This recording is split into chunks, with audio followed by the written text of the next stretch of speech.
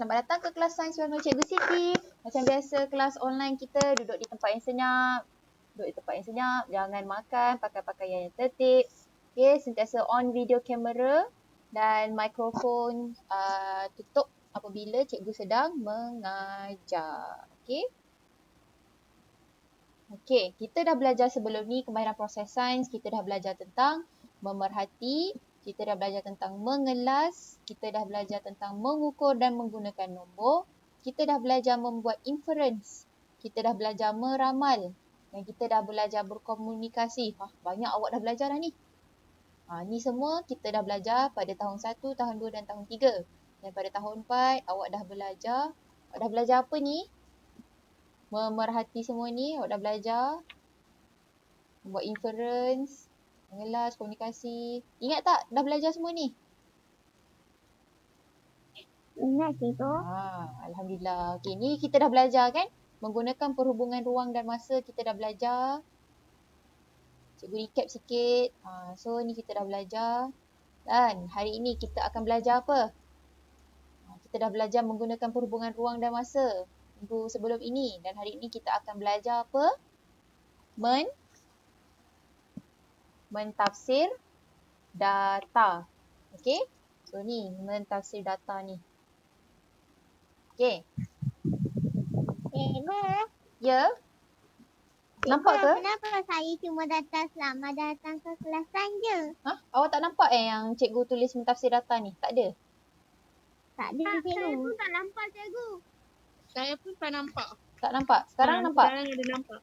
Nampak. Nampak cikgu. Sekarang nampak? Nampak cikgu. Okey, terima kasih respons. Baik bagi tahu cikgu.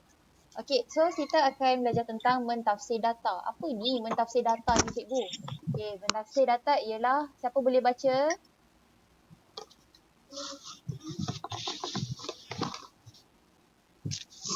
Siapa boleh baca? Saya cikgu. Okey, silakan baca. Cikgu. Alisha. Saya pun cikgu, saya pun. Mentafsir data. Hmm. Mentafsir data ialah kemahiran memberikan penerangan yang rasional tentang objek, peristiwa atau pola daripada data yang dikumpulkan. Yes, so mentafsir data ni adalah satu kemahiran. Kemahiran berikan penerangan. Apa dia? Penerangan. Macam mana bila kita jumpa satu data ni, macam mana kita nak terangkan kepada orang? Okey, kita lihat dekat sini. Faris dan rakan-rakannya membina 3 tempat makan burung. Ni ada tempat makan burung yang pertama A, tempat makan burung B dan tempat makan burung C. Sama ke A, B, C ni? Tak sama. Tak sama dia lain. Okey, jadi kita lihat bilangan burung yang datang. Berapa banyak bilangan burung yang datang? Dia nak tengok apa? Bilangan burung. Bilangan burung yang datang dirokotkan. Dia nak tengok berapa? Ini yang dia jumpa. Bila tempat makan burung A, hari pertama dapat 4 ekor. Hari kedua 8. Hari ketiga 7. Hari keempat 9. Hari kelima 5 ekor. Jumlah bilangan burung berapa? 30. Nampak tak? Nampak tak seterusnya ni? Tak nampak Tak, cikgu. Dia macam tu. Sekarang nampak? Baru nampak. Ada nampak. Okay. So ada tempat makan burung A tadi tu. Jumlah bilangan burung yang hinggap daripada hari 1, 2, 3, 4, 5 dia campur semua jadi jumlah dia berapa? 33. Okay, tempat makan burung B pula. Berapa jumlah bilangan burung yang hinggap dekat tempat dia? 20. 20. Yang tempat makan burung C? 26. 26. Okey, bila awak tengok jadual ni, apa yang boleh awak katakan? Apa yang boleh awak tafsirkan?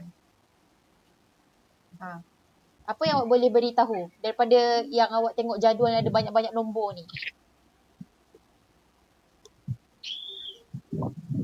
Siapa boleh bagi tahu cikgu? Okay. So, kita boleh nampak dekat sini. Tempat makan A. Yang A ni adalah yang paling apa? Adalah yang paling apa? Paling banyak. Paling banyak didatangi burung. Tempat makan burung A ni dia lebih banyak berbanding B dengan C. B. Okey. Yang mana pula jumlah bilangan burung yang paling sedikit? Yang mana bilangan burung paling sikit datang? Tempat makan B. burung A ke B ke C? B. Okey. B. So tempat makan B pula paling sedikit didatangi burung. Dan bilangan burung yang datang direkodkan selama 5 hari ni. Okey, kita dah tengok. Jadi kita boleh nampak yang mana lebih bagus? Tempat tempat makan burung A ke B? C. Yang mana lebih banyak tadi? A. A yang paling banyak burung datang. Yang B ni paling sedikit. Sikit je burung yang datang. Yang ni paling banyak. Okay. Okay, next. Kita tengok ni. Cara murid datang ke sekolah. Macam mana murid datang ke sekolah? Ada yang berjalan kaki. Ada yang menaiki bas. Nampak ke yang cartapai cikgu ni? Ada nampak cartapai? Nampak, okay? So, ada yang menaiki basikal. Ada yang menaiki kereta. Okay, yang berjalan kaki ni dia berwarna apa dia letak? Biru, okay? So biru kat sini. Yang menaiki bas warna hijau. Okay, ni warna purple menaiki kereta. Yang datang ke sekolah naik basikal warna merah dekat sini. Okay, siapa boleh beritahu cikgu? Kalau awak tengok cartapai ini, apa yang awak boleh tafsirkan data ini kepada cikgu? Siapa boleh beritahu? Banyak ramai murid menaiki bas. Betul ke yang lain? Betul, cikgu. Betul. Okay, kenapa awak nampak menaiki bas lebih ramai? Sebab warna hijau ni lebih banyak berbanding warna purple, warna biru, warna merah ini. Warna hijau ni paling ramai. So kita akan tahu bilangan murid yang itu betul lah apa yang awak cakap tadi. Okay, satu lagi kalau awak tengok biru dengan merah ni, sama tak? Sama. Warna biru dia petak warna biru dia setengah, dia pun setengah. Jadi bilangan murid yang menaiki basikal sama dengan bilangan murid yang berjalan kaki. Yang berjalan kaki ni dia sama dengan yang menaiki basikal. Okey. Kemudian, ni jarak yang dilalui oleh kereta mainan. Okey, ada kereta mainan A. Kereta mainan A ni ada kereta ni. Kereta ni dia boleh jarak yang dilalui sampai 50 cm. Kereta B ni dia boleh pergi sampai 20 cm. Nampak ni 20. Ni 50. Okey, kereta C. Cikgu tak nampak. Oh, tak nampak. Sekarang nampak? Baru nampak, cikgu. Okey, kereta A. Kereta A sampai 50 cm. Kan? Kalau kereta B sampai berapa sentimeter?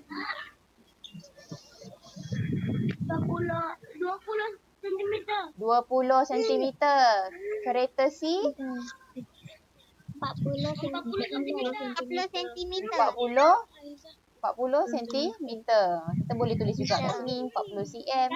B tadi ni 20 cm. A ni 50 cm. Okay, D?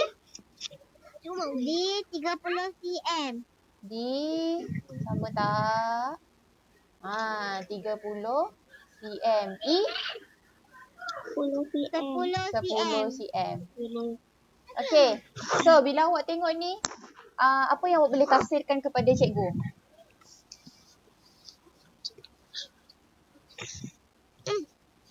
Siapa yang boleh beritahu cikgu? Apa yang awak boleh tafsirkan? Bila awak tengok kereta A ni, boleh pergi 50 cm. Kereta mainan A adalah yang paling jauh. Wow, pandainya. Betul lah yang tu jawapan dia. Jarak yang dilalui oleh kereta mainan A adalah yang paling jauh. Okay, good. So itulah cara awak mentafsir data. Ini apa nama carta ni? Nama carta ni ialah carta carta palang. Okay, sekarang kita tengok ni pula cara haiwan membiak. Ini adalah carta apa? Carta Pengelasan. carta pengelasan. So dia dah kelaskan mana cara haiwan membiak. Okay, cara haiwan membiak. Cara haiwan yang bertelur dia dah kelaskan ke sini. Cara haiwan yang melahirkan anak dekat sini. Okay, haiwan yang bertelur buaya, ikan, ayam. Yang melahirkan anak gajah, kucing, serigala. Okay, tafsiran data dia apa? Buaya, ikan dan ayam bertelur. Manakala gajah, kucing dan serigala melahirkan pandai. Ya, betul. Thank you. So awak dah belajar memerhati, mengelas, mengukur menggunakan nombor, menggunakan perumbangan masa dan mentafsir data. So awak dah pandai dah mentafsir data dah tadi. Okay. So next kita akan belajar tentang mendefinisi secara operasi. Push, susah ni. Okay, nampak ni mendefinisi secara operasi. Siapa boleh baca? Apa maksud dia? Siapa boleh bacakan? Tadi Nasir nak bacakan kan? Okay, Nasir boleh baca? Apa maksud? Mendefinisi secara operasi. Mendefinisi secara operasi ialah kemahiran memberikan definisi tentang sesuatu konsep dengan menyatakan perkara yang dapat dilakukan dan diperhatikan. Siapa faham maksud dia? Okay, so Siva dan Teruni ingin menguji keupayaan bahan menyerap air. Okay, ni ada satu contoh bentuk ni. Siva dan Teruni ni dia ingin menguji keupayaan bahan menyerap air. Mereka merendam 3 tisu yang berbeza ketebalan. Ada tisu yang nipis, ada tisu yang tebal dan lagi tebal ke dalam 50 ml air selama seminit. Okay, kita akan lihat situasi di bawah. Sekejap. Cikgu rasa kita tak pakai yang ni lah.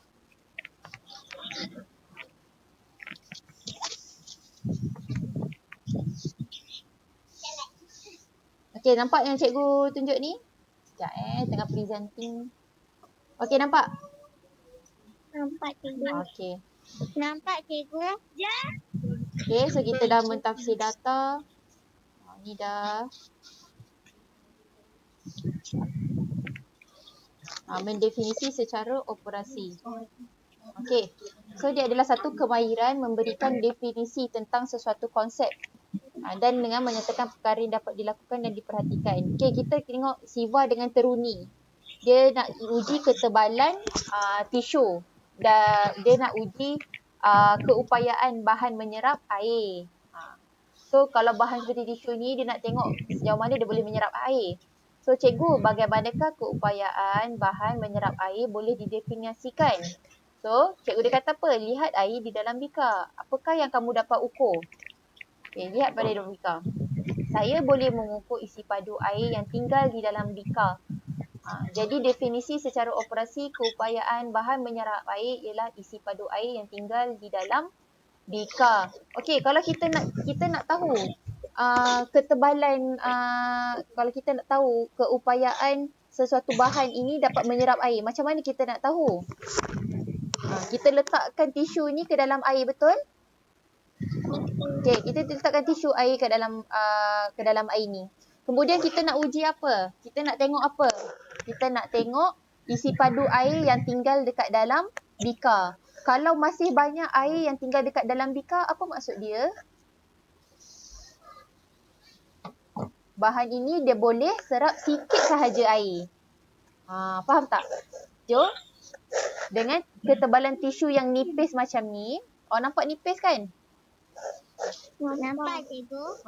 Yang A ni paling nipis. Tengok air dia. Air dia masih banyak, betul? Banyak cikgu. Air dia masih banyak. Jadi dia boleh serap banyak ke serap sikit? Sikit. Dia serap sikit je. Sebab tu air dia sikit. Okay, kita lihat kepada B pula. B ni tebal sikit, betul, daripada A? Betul? B ni tebal sikit dan air dia kurang sikit je daripada A. Betul tak? Betul. Jadi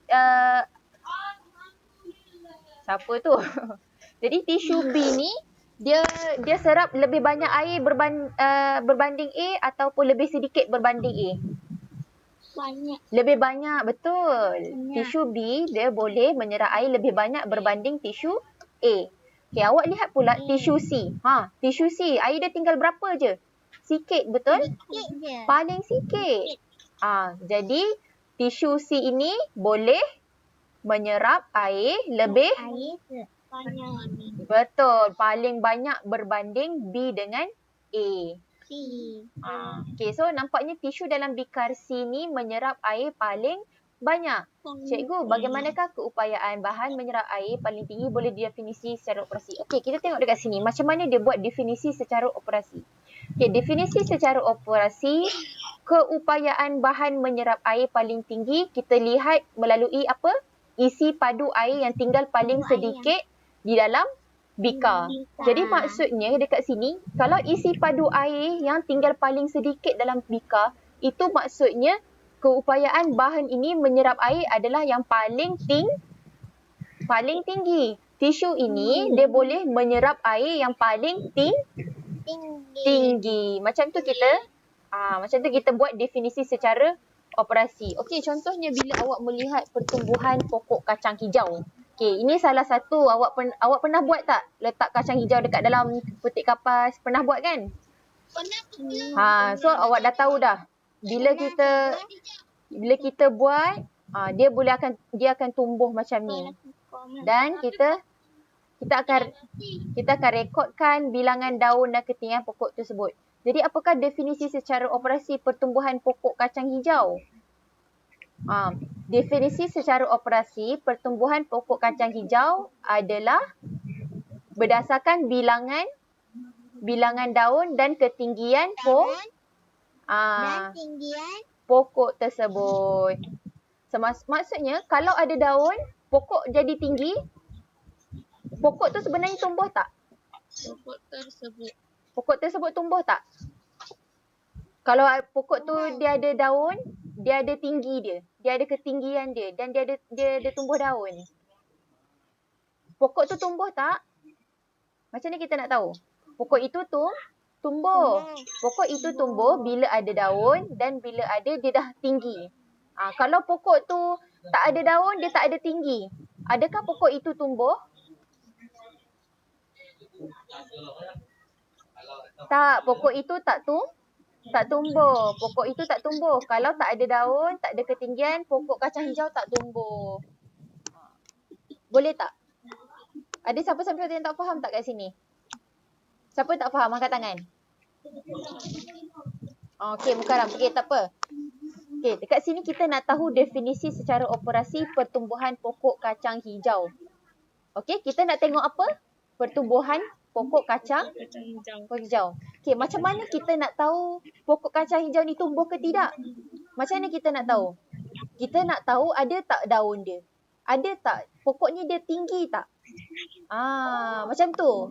Kalau daun tak ada, pokok tak tinggi, adakah pokok kacang hijau tumbuh? Tak tumbuh. Okay? So maksudnya kalau bilangan daun ni tak ada, ketinggian pokok pun tak ada. Jadi pokok kacang hijau ni dia tak tumbuh. Tetapi dekat sini awak buat eksperimen dengan Cikgu Khadijah yang ada tumbuh pokok. Bukan dengan Cikgu Hajar lah. Awak buat dengan Cikgu Khadijah lah. Cikgu Khadijah lah. Bukan Cikgu Hajar. Ya ke? Mana ada Cikgu Khadijah. Cikgu Khadijah yang selalu tanam pokok. Cikgu Khadijah. Okay, so bila awak tanam, awak letak air, dia mesti tumbuh, betul? Tumbuh. Macam mana awak tahu dia tumbuh? Sebab apa? Ada daun dan ketinggian. Dah ada akar dia. Dah ada semua ni. Kalau semua ni tak ada tak pertumbuhan berlaku? Tak ada. Okay? Okay, cuba kita buat satu latihan dekat sini. Ni latihan ni nanti awak buat lah. Cikgu akan tunjukkan macam mana nak jawab.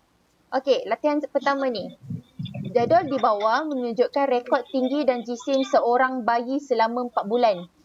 Siapa ada adik baby kat rumah? Tak ada cikgu. Tak ada. Okey. Kalau kita ada baby ataupun awak masa kecil, awak baby kan, selama 4 bulan awak kena pergi ke klinik untuk kira berat berapa, tinggi berapa. Betul tak? Suara cikgu kurang dengar. Awak kurang dengar suara cikgu? Sekarang dengar tak? Saya kurang dengar. Sekarang dengar? Dengar. Okey. Ada dengar. Okey, so sekarang tengok ada pertumbuhan seorang bayi. Jadi bayi ni masa dia umur bulan 1, berapa jisim dia? 3 kg. 3 kg. Tingginya berapa? 47 cm. 47 cm. Kemudian bila dia ke bulan 2, baby tu dia dah besar kan? Baby tu umur dia dah 2 bulan. Lepas tu berat dia jadi berapa? 4. Tingginya tinggal berapa? 50. Lepas tu baby tu dia besar lagi. Umur dia dah 3 bulan. Jisim dia berapa? 5. Tingginya 53. Lepas tu baby tu dia besar lagi sampai umur dia 4 bulan. Jisimnya 6 kg dan tingginya 55 cm. Okey, kita buat soalan ni. Berdasarkan jadual di atas, tandakan right pada parameter yang berubah dengan masa. Okey, yang mana masa? Bulan ke, jisim ke, tinggi? Yang mana masa? Bulan. Okey, bulan adalah masa. Awak kena tandakan dekat bulan ke? Tak payah. Bulan adalah masa. Bulan bukan parameter yang kita nak tengok. Okey? So yang ni awak tak payah tanda. Awak tanda yang pada parameter sahaja. Dia suruh tandakan apa? Parameter. Dia tak suruh tanda yang masa. Okey, so awak biarkan yang ni. Yang ni tak boleh tanda. Okey, jisim ni kita tanda tak? Yes, jisim kita tanda right dekat situ. Tinggi kita kira tak? Kira, betul. So jisim dengan tinggi adalah dua parameter yang kita lihat perubahan dengan masa. Okey, isi tempat kosong dengan jawapan sesuai bagi menerangkan perhubungan ruang dan masa bagi suatu situasi di atas. Okey, apabila masa bertambah, apa yang bertambah? Masa. Apabila masa bertambah, apa yang akan tambah pada bayi ni? Jisim, yes. Jisim dan tinggi akan bertambah. Pandai. Okey, next kita tengok pada piktograf ini. So awak tengok ada piktograf di bawah ini menunjukkan hasil tinjauan makanan kegemaran murid perempuan kelas 4 Arif. Ni jenis makanan dekat sini. Ada buah, ada sayur, ada ayam, ada ikan. Dekat sini ada bilangan murid. Bilangan murid yang suka dengan bilangan murid yang tidak suka. Dekat sini ada 3, kat sini 1, 2, sini ada 4, sini ada 5, sini ada 4, 1. Okey, ni paling penting ni. Kalau satu ni, ada satu gambar ini mewakili 5 orang murid. Apa maksudnya tu? Ada satu gambar ni mewakili 5 orang murid. Jadi kalau kat sini dia kata buah, jenis makanan buah yang tidak suka, berapa ramai sebenarnya kat sini? Berapa ramai yang tak suka? Cikgu bising. 5 orang. Cikgu bising. Kalau cikgu bising, cikgu tutup lah. Cikgu mute dah. Bukan cikgu bising. Okey, siapa-siapa yang bising tu tolong mute lah. Takkan awak nak suruh cikgu pula yang mute kan?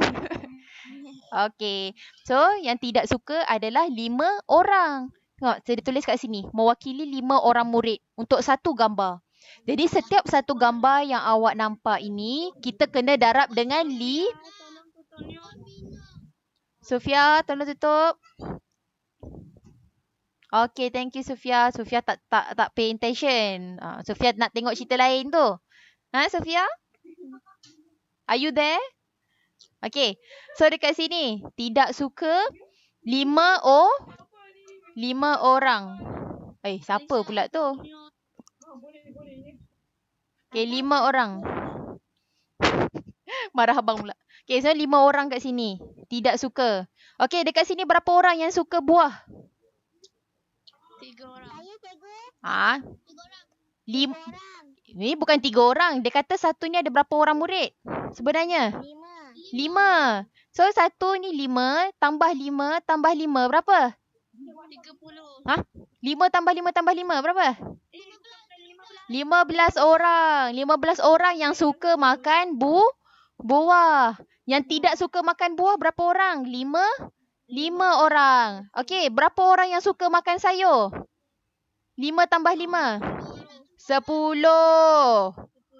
Ini cikgu dah cakap dekat sini penting. Satu gambar mewakili 5 orang murid. So 5 kali 2. Okey?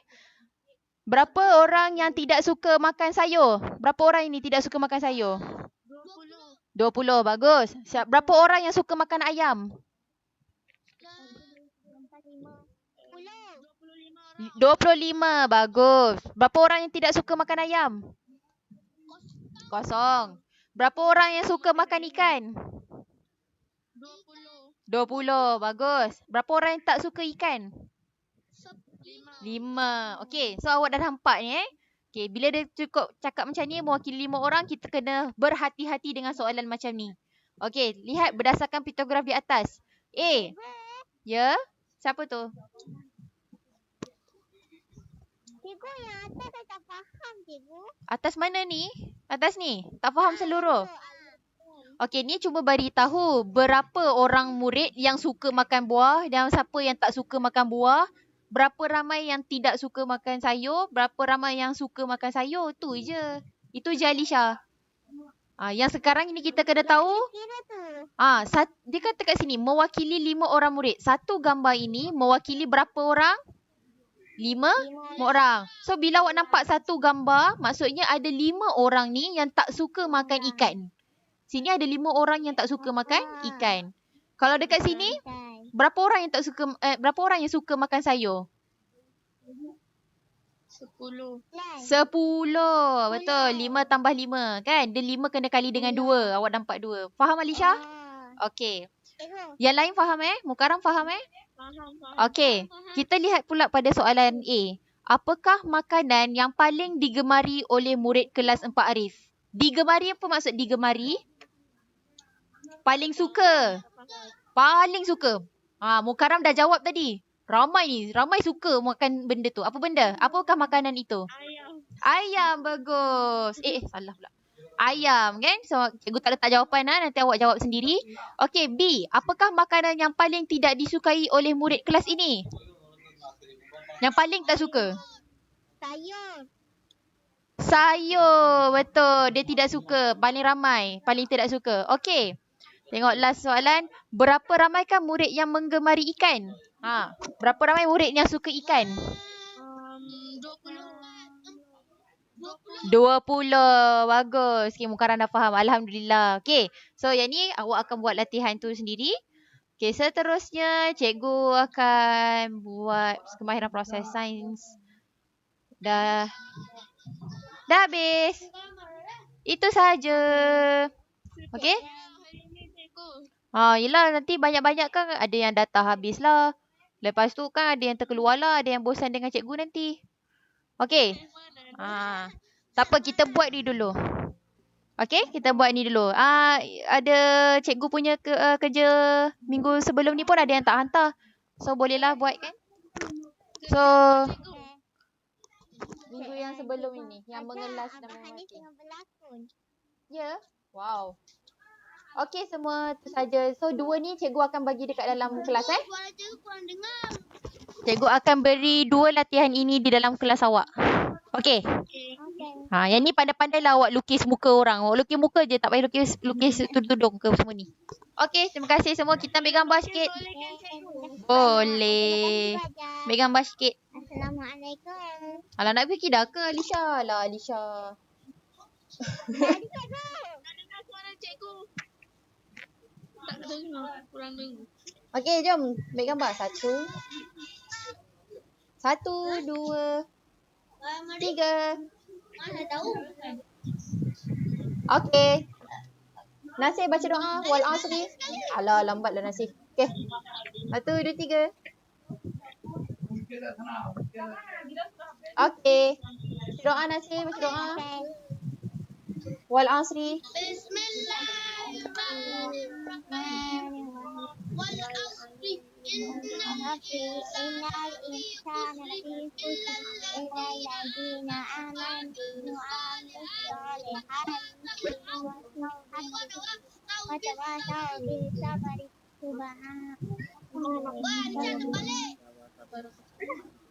Sambunglah Nasi. Orang watawasau bil haqqi dia watawasau bis sabr watawasau bil haqqi. Okay, sambung Nasi. Nasi betul kan? Janganlah marah orang.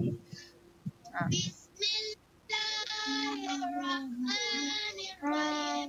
Wal asri innal insana lafi khusr illa allazina amanu wa amilus solihati wa tawasau bil haqqi wa tawasau bis sabri. Subhanakallahumma wa bihamdika wa tabarakasmuka wa ta'ala jadduka wa la ilaha ghairuka. Amin. Rindunya dah lama tak baca doa sama-sama. Okay. Terima kasih Nasi. Suara Nasi lah yang paling kuat kan dalam kelas. Ya Allah, amin. Okay, bye semua. Assalamualaikum. Cuba saya nak tengok abang pelakon ke cikgu? Boleh lah. Nak tengok? Nak tengok. Nak tengok. Jom, nak tengok. Nanti mana? Sekejap.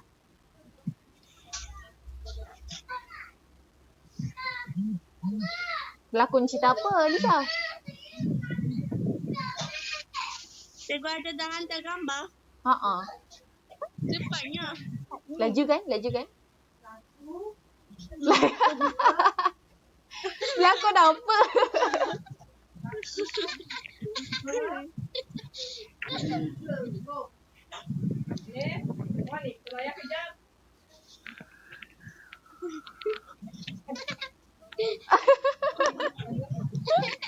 Uyo. Abang tengok sini. Uyo, power. Tepuk tangan. Dia berlakon apa, Alisha? Ni berlakon apa? Melakon pasal apa bang? Pasal bapa dan anak dia. Bapa dan anaknya. Ini- Anaknya suka main game je. Oh. Lupa kejayaan. Ini yang pertandingan tu ke? Pertandingan. Pertandingan bahasa Melayu? Wow, all the best. Good luck. Good luck, Hanif. Semoga berjaya. Cikgu cakap good luck. Buat yang terbaik. Ada buka. Okay, bye-bye. Cikgu cakap terbaik. Bye. Assalamualaikum Cikgu Ajam. Salam. Dadah. Cikgu dah akan misai. Thank you. Bye. Bye.